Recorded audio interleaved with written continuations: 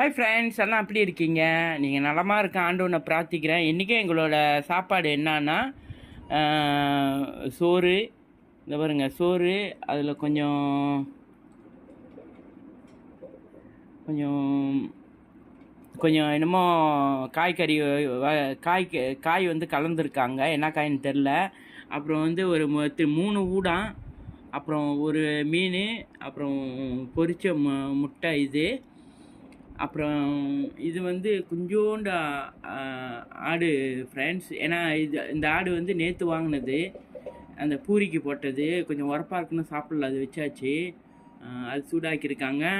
இது வந்து தொம்யாம் ஃப்ரெண்ட்ஸ். தொம்யாமு நேற்று உள்ளது, அதுவும் சாப்பிடல. நான் எடுத்து வச்சுட்டு இன்றைக்கி கொஞ்சம் காய்கறிலாம் தம்பா பண்ணியிருக்காங்க.